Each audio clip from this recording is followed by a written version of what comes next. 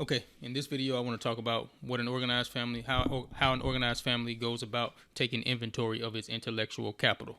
On the previous video that I made, I talked about previous videos, maybe one or two previous videos. I talked about power and the goal of our family to pursue power. We believe that power is made up of three different things: intellectual capital, financial capital, and social capital. In order to build our power, we need to be concerned with building those three things. This video concerns intellectual capital, and we're going to talk a little bit about how we go about taking inventory of our intellectual capital so that we can go about building it. Okay. So I have written an article entitled "The Intellectual Capital Committee Roles and Responsibilities." Feel free to take a chance to read that article. But essentially, what I want to talk about today is taking inventory of family intellectual capital. Okay. Now, in order to do so, the first thing I want to do is to kind of like define, make sure I give a definition of intellectual capital. And the way I want to do it is by taking a look at this paragraph in this article. So long story short, I got the definition of intellectual capital from Investopedia, and I'm going to talk a little bit about how they defined it, and then talk about the modifications that we made in order to create our own definition of it, right? So Investopedia, which is an online financial information site, basically says that intellectual capital is the value of a company's employee knowledge, skills, business training, or any proprietary information that may provide the company with a competitive advantage. Right. So long story short, this is a definition for a business's intellectual capital. Now, we're operating as a family, and we want our family to operate as a business. So it makes sense for us to kind of lean on this definition. But we have made modifications to this definition so that it can fit more within the family context. So what we're saying is we're going to replace the word company with family, and then get rid of the words employee and business. And once we do that, this definition becomes this definition, and I'll read it. Intellectual capital is the value of a family's knowledge, skills, training, or any proprietary information that may provide the family with a competitive advantage. Okay, so now that we are familiar with the definition, let's move forward in this video and talk a little bit about how we take inventory of the intellectual capital that's already within the family so that we can go about building more. Okay, so in order to do that, let's look at this spreadsheet that I created in order to take inventory of the intellectual capital. Let me do a little bit of explaining and get you acclimated to this spreadsheet, and then the rest of this will make a lot of sense relatively easily. Okay, so the first thing we got here is just a list of family members, right? And I just put A through Z in order to assimilate. So these are not real people. This is just a spreadsheet with some entries that I filled in order to some example entries that I put in order to get the point across, right? So let's imagine we got 100 family members, and that's what you see here. I only got 1 through 26 listed specifically, but you can assume that there are 100 people in this family. Okay, and so let's say, for instance, in this family there are 100 people, and all of these people will have different backgrounds, different levels of education, different careers that they've went into, jobs that they've had, and we're talking about 100 adult members of this family, right? So everybody in this family will have a background and will have some experience, and with this experience comes knowledge, abilities, and skills that these adults have acquired over this time period, right? So this is basically what this spreadsheet outlined. In this column, in these columns, we got the first name, last name, and then in this column I have the occupations of what these people have been doing. So let's assume a family of 100 adults. All of them will have different occupations, and I got some occupations that require a lot of education. Sorry, it's an ambulance going by. Some occupations that require a lot of education, some of them don't. Some of these people have college degrees, some of them only completed high school, some of them went to trade school. So I tried to get a good mix of family members because that is what a real family in the real world will look like.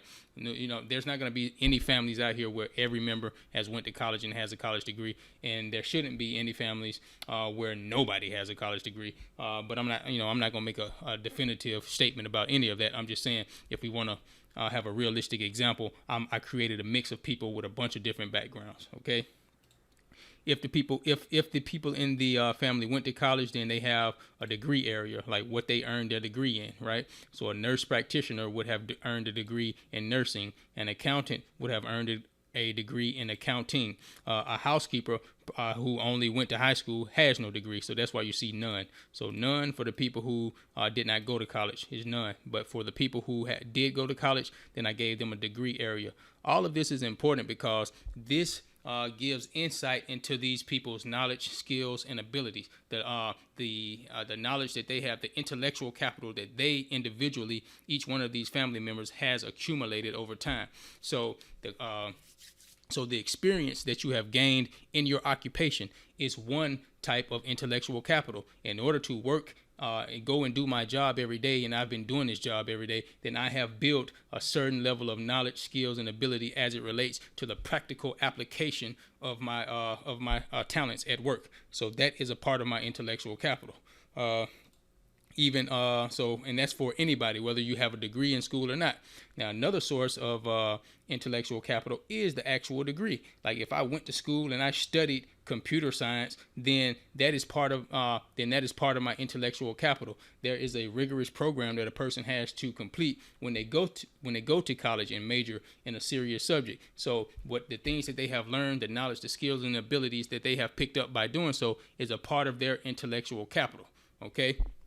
So your experience from your work and also your educational background, all of these things contribute to the intellectual capital. One important point that I want to make is every adult in a family has some intellectual capital already. And it's not just the people who went to college. Even a person who's worked at a fast food restaurant, I think I have one here, fast food worker. Even this person, if they've worked at a fast food restaurant for 10 years, they have developed some intellectual capital within the context of a restaurant business. So we don't have to put people down because they don't have the highest levels of education. Once a family comes together and start working together, you can see that there are a wide range of skills and abilities and knowledge in a family. The problem is the family has not come together and have been operating as what I call loosely associated individuals. It has not been operating as a unit, moving together and understanding that all of these skills and abilities are already in our family. So a spreadsheet like this helps to make that real. Okay. So once you start to take inventory, what has this person done? What has that person done? You can begin to see that a family itself could possibly have a whole bunch of intellectual capital within the family itself. The only issue is nobody has ever sat down, put it in writing, and taken inventory of it. Okay. One other thing I'd like to mention at this point is, like on a spreadsheet like this, you can only collect so much information, right? So you can have the occupation of the family members on the spreadsheet. You can have the degree that they studied in or what field that they studied in on the spreadsheet. But we all know that there's a lot of information that's possibly included on a resume that you can't nicely and neatly put on the spreadsheet. So that's why there's a link here to go to the resume. So what should happen is a resume should be created for every family member, including and I know that some people will, depending on the type of job that they have, they may not even have a resume. Like some jobs just don't require you to turn in a resume to apply to those jobs. So some people in your family, if they're low skilled workers, etc., won't even have resumes. But I think a nice thing to do would be to go ahead and help them create a resume, because even these family members will have intellectual capital, knowledge, skills, and ability that should be documented so that it can be included in the inventory of the family's intellectual capital. So there are some things that you won't easily put on a spreadsheet, but that's why you still need a resume for everybody, so that you can go to this resume and see the additional information about the knowledge, skills, and ability, right? So that's important. Another thing that I do want to mention, if it appears to people who are watching this video that this seems to be a high number of college graduates in one family, I believe there are many families in this country that do have a high number of college graduates, but there may be some. But for the families who, at this particular point in time, do not have such a high number of college graduates, that's fine, because once the family comes together and start working together, then that will change if the family desires for that to change. Like if the family wants to create a situation where more people in the family go to college and get educations, then this is something that the family can make an initiative and make sure this happens.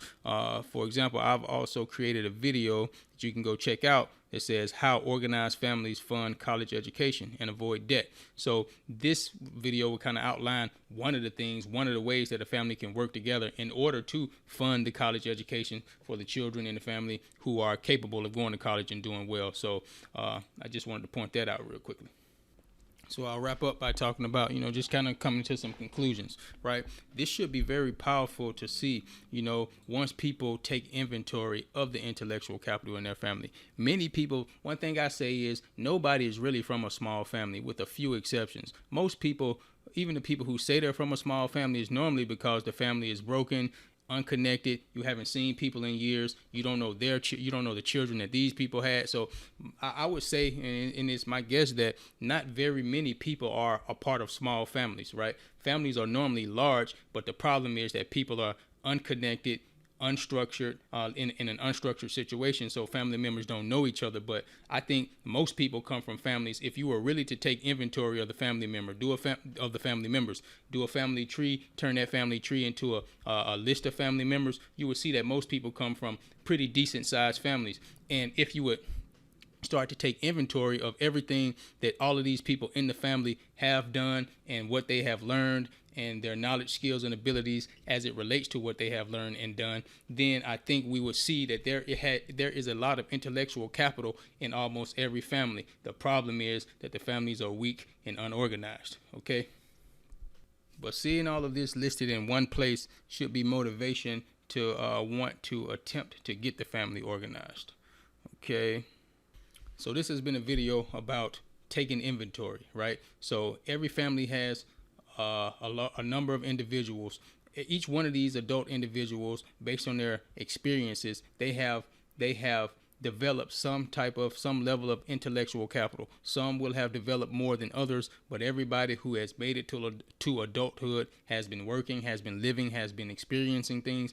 They have been building their intellectual capital. So exercise like this is one thing to do in order to start taking inventory and seeing it all in one place. Okay, so that's the extent of this video. On a future video, I will talk about some of the practical things that can be done once you have collected this information. All right.